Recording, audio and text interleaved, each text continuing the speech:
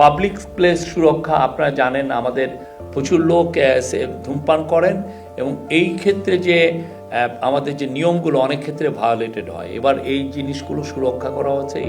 ধূমপান নিয়ে আইনটি সংশোধনের মাধ্যমে কঠোর করা হলো। এবার পাবলিক প্লেসে বা গণপরিবহনে ধূমপান করলে এখন থেকে গুনতে হবে জরিমানা।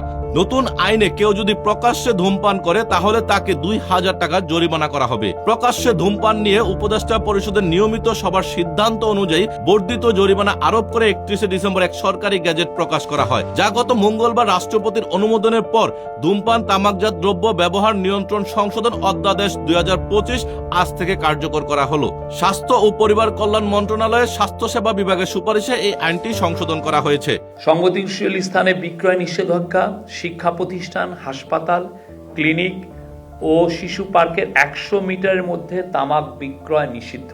নতুন অধ্যাদেশে বলা হয়, তামাক ও নিকোটিনজাত দ্রব্যের ক্ষতিকর প্রভাব থেকে জনগণকে রক্ষা করতে বেশ কিছু পরিবর্তন আনা হয়েছে। এখন থেকে সব ধরনের পাবলিক প্লেস ও পাবলিক পরিবহনে ধূমপানের পাশাপাশি যে কোনো তামাকজাত দ্রব্য ব্যবহার সম্পূর্ণ নিষিদ্ধ। এই আইন ভাঙলে 2000 টাকা জরিমানা দিতে হবে, যা আগে ছিল মাত্র 300 টাকা। এদিকে তামাকজাত পণ্য উৎপাদন, আমদানি, রপ্তানি, সংরক্ষণ, বিক্রয় ও ব্যবহার সব ক্ষেত্রে ই সিগারেট, ভ্যাপ, হিটেড টোবাকো সহ নতুন বাজারে আসা সব ধরনের তামাক পণ্য নিষিদ্ধ করা হলো। এই বিধান অমান্য করলে সর্বোচ্চ 6 মাসের কারাদণ্ড ও 5 লক্ষ টাকা জরিমানা বিধান রাখা হয়েছে।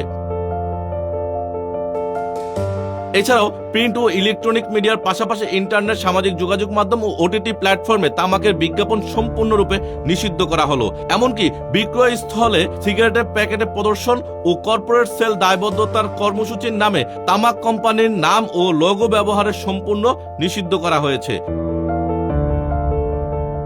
তাছাড়াও শিক্ষা প্রতিষ্ঠান, হাসপাতাল, ক্লিনিক, খেলার মাঠ ও শিশু পার্কের 100 মিটারের মধ্যে তামাকজাত দ্রব্য বিক্রি সম্পূর্ণ নিষিদ্ধ করা হলো।